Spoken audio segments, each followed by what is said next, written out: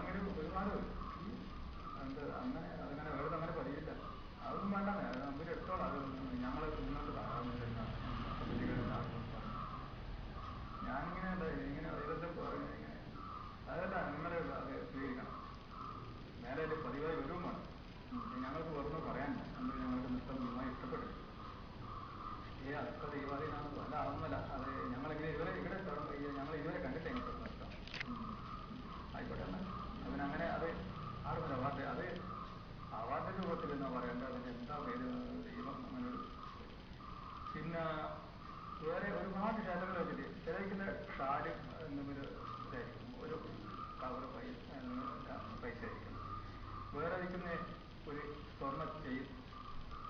പിന്നെ ഈ ഞാൻ പറഞ്ഞു മംഗലാപുരത്തിന്റെ അടുത്ത് തൊട്ട് ഇപ്പുറത്ത് ഉള്ളാളം റെയിൽവേ സ്റ്റേഷന്റെ തൊട്ട് കിഴക്ക് ഭാഗത്തേക്ക് രമാനന്ദ സ്വാമി എന്ന് പറഞ്ഞിട്ട് ഒരു സ്വാമിയുണ്ട്. അദ്ദേഹത്തിന്റെ ഒരു അമ്പലം കൊടിയേറ്റ ഉത്സവമാണ്.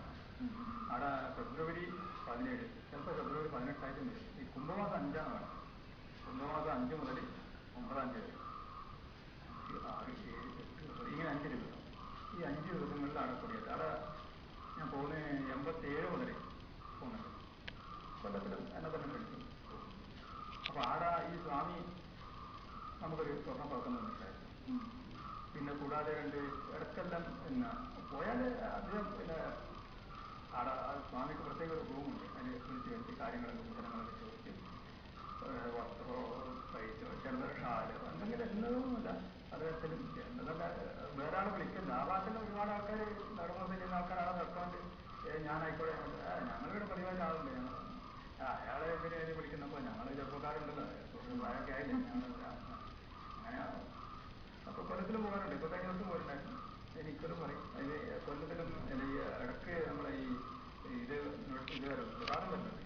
അവിടുന്ന് അയച്ച് ഈ പിന്നെ ശാശ്വത പൂജ ഇങ്ങനെയുള്ള ഒരു ഇടക്ക് പിന്നെ പ്രസാദമായിട്ട് ഇടക്കിടക്കെല്ലാം ഈ നവരാത്രി കാലത്ത് ലക്ഷം എടുക്കണം. നമുക്ക് പോകാൻ തുടങ്ങിയപ്പോൾ കിട്ടൂല. എന്നാൽ നമുക്ക് എവിടെയെങ്കിലും പോകേണ്ടതായതുകൊണ്ട് സ്വാമി ഇടക്കലും പരിഭവം പറയില്ല. ബർത്ത്ഡേ അയാൾ ഡിസംബർ 9 അയാളെ പിറന്നാളാണ്. പിറന്നാളിന് പ്രത്യേകിച്ച് പറയും എല്ലാവരും കുടുംബസമേതം വന്നോണം.